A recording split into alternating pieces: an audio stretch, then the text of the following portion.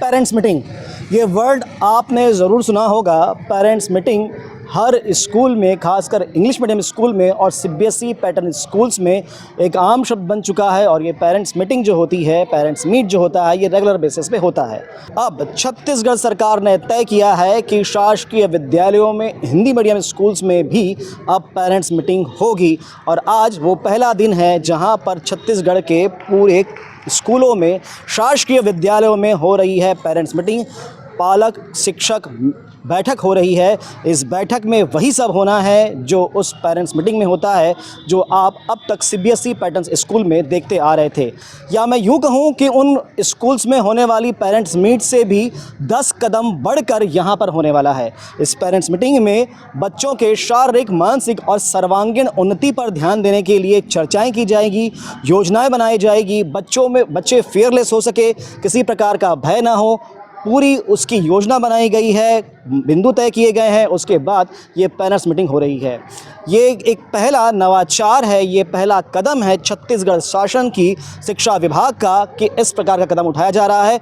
और निश्चित ही यह कदम बहुत ही ज़्यादा सराहनीय है, क्योंकि इससे पालकों, शिक्षकों और स्टूडेंट्स के बीच में एक पुल तैयार होगा, जिससे शिक्षा के स्तर को बढ़ाने में कहीं ना कहीं बिल्कुल लाभ मिलेगा और एक नई योजनाएं तैयार की जा सकती है।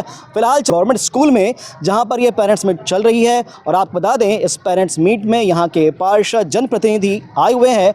और मुख्य बात तो ये है कि फिलहाल अब मिलते हैं, सुनते हैं कि पेरेंट्स यानी पालक क्या कहते हैं इस पेरेंट्स मीट के लिए। क्योंकि आपके साथ मिलकर स्कूल के टीचर, शिक्षक, गुरुजन आपके बच्चे का भविष्य के बारे में हम 12 बिंदुओं पर चर्चा होगी और वो महत्वपूर्ण चर्चा होगी। कहीं ना कहीं हमको एक विषय पे ध्यान देना है। आपके अगर 2 बच्चे, एक बच्चा प्राइवेट में पढ़ता है और आप पेरेंट्स मीटिंग होता है एकदम टाइम टू टाइम पहुंच जाते हैं, लेकिन अगर सरकारी में पढ़ता है तो आपको लगता है 11 बजे का टाइम देता, आप 12 बजे आते हैं। ये बहुत चिंतनीय और सोचनीय विषय है। इसलिए विषय है कि आपको उसी के तर्ज पे करना है जो प्राइवेट स्कूल के तर्ज पे पढ़ाई करते हैं, क्योंकि कहीं ना कहीं आपका बच्चा इस स्कूल में इसी उद्देश्य के साथ पढ़ रहा है कि वो आपका भविष्य बनाएगा, आपके परिवार का भविष्य बनाएगा, स्वयं भविष्य बनाएगा। लेकिन उसको आपके साथ मिलकर सहभागिता, इस स्कूल के पेरेंट्स, टीचर, इन सबके साथ मिलकर वो सहभागिता करेगा। ये उद्देश्य मेगा बैठक का इसलिए है कि आपके बच्चा इस स्कूल में किस स्तर की पढ़ाई करता है, क्या बन सकता है, आगे 12वीं के बाद क्या कर सकता है, उसको क्या समस्या आ सकती है, उसको क्यों नहीं समझ आता है, वो क्यों स्कूल नहीं जाता है, किस कारण से नहीं जा पाता है, क्या चीज का अभाव है। ये सारी चीजें को आज छत्तीसगढ़ सरकार की विष्णुदेव सरकार सोचती है, समझती है, हर बच्चे के बारे में सोचता है। आज इसीलिए मेगा बैठक किया गया है।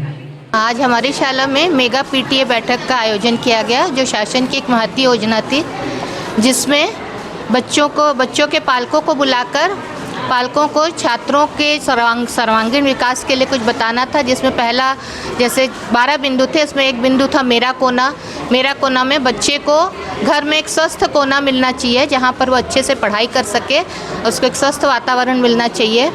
उसी के आधार पर दूसरा था, उनको जो विभिन्न ऐप है, उनके खिलौना ऐप, दीक्षा ऐप, उसके द्वारा पढ़ाई करना, ताकि बच्चा जो है वो अभी की टेक्नोलॉजी से भी संबंधित रह सके।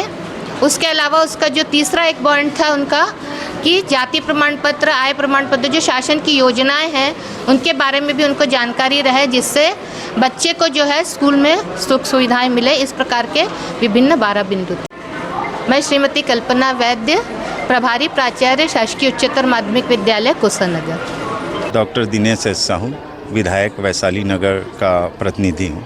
हम लोग स्कूल में राज्य शासन की महंती योजना पालक मेगा बैठक में वहाँ उपस्थित थे। मेरे साथ इस उपस्थित में शाला के पूर्व अध्यक्ष शरद बिजवे जी व सुपेला मंडल महामंत्री गोवर्धन साहू जी, ए कोटेश्वर राव जी, जोगीराम वर्मा जी और साथ ही मातृशक्ति भाजपा के वरिष्ठ श्रीमती मीना सोनी जी। आज हम पालक और शिक्षक के बीच संवाद हुआ। आज हमें आमंत्रित किया गया था पाला स्कूल प्रबंधन द्वारा कि और यहाँ हमारे साथ जिला के शिक्षा विभाग के अरविंद घोष जी व एडीएम साहब, जिला के अपर कलेक्टर जी भी यहाँ उपस्थित थे, शिक्षक शिक्षिकाएं और साथ ही पालकगण उपस्थित थी। राज्य शासन विष्णुदेव साय सरकार की महत्वाकांक्षी योजना में 12 बिंदु है जो बच्चों के भविष्य निर्माण और बच्चों के विकास के और बच्चा की क्या उज्जवल भविष्य हो सकता है उस विषय पे संवाद कार्यक्रम था। वहाँ हम उपस्थित हुए थे और सभी लोग उपस्थित थे। यहाँ सब पालक अपने बच्चों के साथ यहाँ उपस्थित हुए थे और हमें जानकारी मिली। अच्छी शिक्षा, यहाँ बेहतर भविष्य की जानकारी दी गई। साथ ही यहाँ शिक्षक शिक्षिकाओं द्वारा जो मेहनत, जो पढ़ाई कराया जाता है, बिल्कुल धन्यवाद के पात्र हैं कोषानगर उच्चतर माध्यमिक विद्यालय, पूरी समिति को और साथ ही स्कूल प्रबंधन को, शिक्षक शिक्षाएँ गुरुजन को, सभी को धन्यवाद देता हूँ और बच्चों के उज्जवल भविष्य की कामना करता हूँ। तो कुछ क्या खास रहा इस नीति पे? 12 बिंदुओं की जो नीति है उसमें एक एक बिंदु की टॉपिक अलग अलग है कि बच्चे को कमरे में एक जगह सुरक्षित किया जाए, सरस्वती मंदिर की तरह उस जगह को बनाया जाए और बच्चे में क्या बनने की ललक है, 12वीं के बाद आप क्या ऐसा पढ़ाई करना चाहते हैं, क्या बनना चाहते हैं, इन बिंदुओं पे विषय पे विष्णुदेव सरकार की महंती योजना थी।